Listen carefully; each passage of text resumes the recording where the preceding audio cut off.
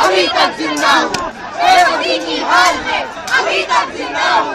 शुद्ध हवा, स्वच्छ जल बहता जहाँ, झरने के पानी को मुस्कुराकर बचकर रहता जहाँ, वो जानवरी सहयोग से रहता जहाँ, पेड़ों से भरे उस गुलिस्तान का वासिंदा हूँ। काटने का रास्ता मैं यहूं मानता हूँ, बेबसी की हाल में अभी तक जिंदा हूँ, बेबसी की हाल में अभी तक जिंदा हूँ।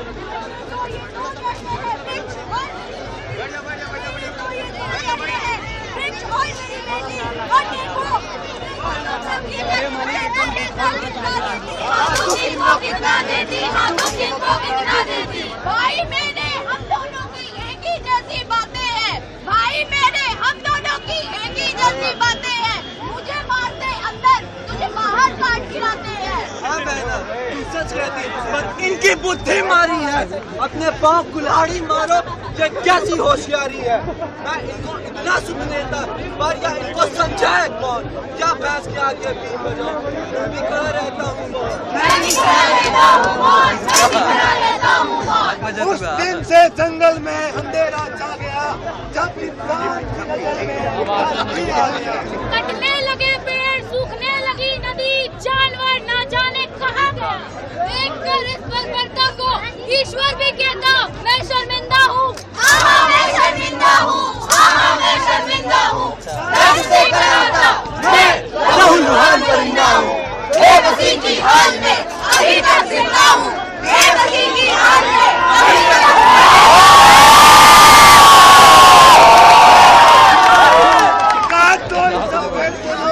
बना दो बिल्डिंगें, खड़ी कर दो इमारतें, यहाँ पर बड़े बड़े सबको हटा दिया जाएगा, समझ लो। बिल्डिंगें बनेगी। और मैं कहता हूँ काट दो इन सबको हटा दिया जाएगा, जो भी बोला है पीछे रहो। बड़ी बड़ी मस्जिदें बन जाएगी और केवल शुद्धता को छोड़, शुद्धता को छोड़, काले धुएं के नगर में आना पड़ा, गंदा पानी और जहरीला खाना खाना पड़ा, सारा मौसम अभिशाप की तरह बिताना पड़ा।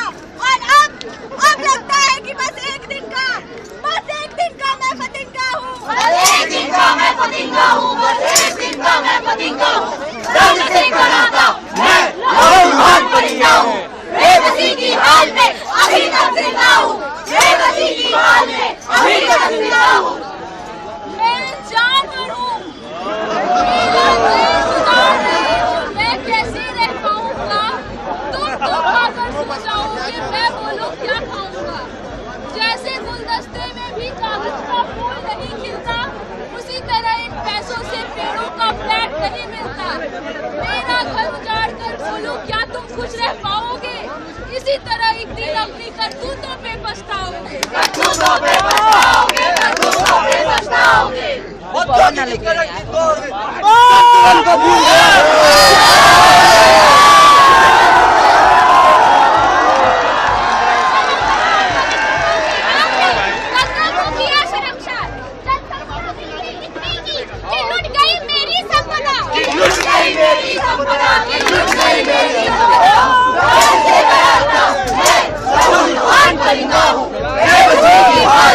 अभी तक जिंदा हूँ, बेबसी की हाल में अभी तक जिंदा हूँ। मैं खुशी हूँ, मैंने भूखे भारत की भूख मिटाने की ठानी है। मेरी हालत आज ऐसी है जैसे किसी गरीब की थाली है। अब तुम्हें दाने गिन के दाल मिलेंगे, गेहूं की बछाल मिलेगी, हलवाई हैरान मिलेगा, फिर चीनी मिष्ठान मिलेंगे, फिर चीनी मिष्ठान मिलेंगे। समझता क्यों नहीं तू अपनी करतूतें झेल रहा? किसे झेल रहा? विकास के नाम पे सभ्यता को खात्मे क्यों ढकेल रहा? बाढ़, सूखा, अकाल, भूकंप, सुनामी अगर रूप में तो मत समझना मैं अंधा हूँ।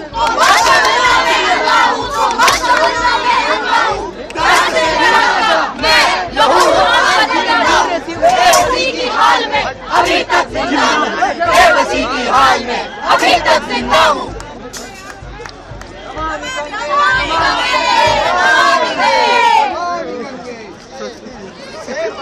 मैं अधम बदलती तो आज मुबारक अपनी गोदी में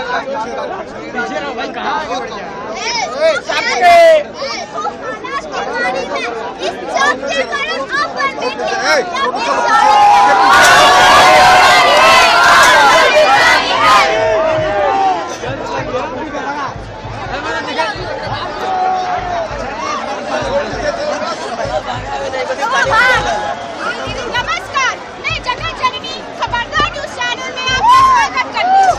चलिए मैं आपको ले चलती हूँ भारत के धार्मिक एशियन शहर बनारस में, जहाँ से है हमारे संवाददाता खबरीलाल। खबरीलाल, बताइए आज क्या है भारत और उसके आसपास के शहरों का हाल? धन्यवाद जगत जननी।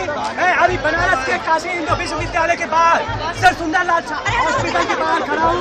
मैं देख रहा हूँ यहाँ पे 200 लोगों की मृत्यु हो चुका है। उनमें से ऐसे लोग हैं जिनको शुद्ध जल न मिलने के कारण, दूषित जल पीने के कारण मृत्यु हुई है, और जिसके कारण लोग विरोध प्रदर्शन कर रहे हैं। जब मैंने उनको पूछा कि ऐसा विरोध प्रदर्शन का क्या कारण है, तो उन्होंने बताया कि मुझे तो पानी नहीं मिला पीने के लिए। तो कुछ ऐसे भी लोग हैं जिन्होंने बातों को इतने दिन से पानी ना मिल पा, हमारे घर गंदा हुआ, पानी चाहिए, पानी चाहिए, पानी चाहिए, पानी चाहिए, पानी। गुदौलिया दुर्गाकुंड क्षेत्रों में गया तो वहाँ भारी ऑक्सीजन की कमी पाई गई, जिसका कारण था कि एक तो पहले से यहाँ वृक्ष नहीं थे, और जो वृक्ष लगाए गए वो यहाँ की जनता ने सरकारी संपत्ति समझकर कोई ध्यान नहीं दिया, जिसके कारण ये सारे पेड़ सूख गए और फलस्वरूप सभी जगह ऑक्सीजन की कमी हो गई। और ये ऑक्सीजन लेने के लिए कभी BHU तो कभी DLW तो कभी कंटोनमेंट एरिया भागते हैं ताकि उनको शुद्ध वायु मिले, पर इनको ऊपर भी वहाँ प्रतिबंध लगने जा रहा है, जो आने वाले समय में इनकी न होने के कारण बहुत बड़ा समस्या होने लग जा सकता है।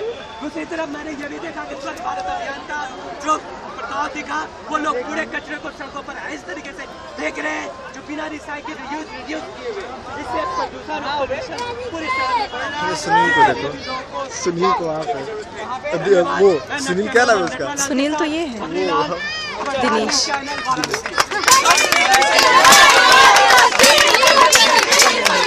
इनसे अपना प्रेम बनाओ, इनसे अपना प्रेम बनाओ। जब तक जीव जगत में है, जब तक जग में पानी,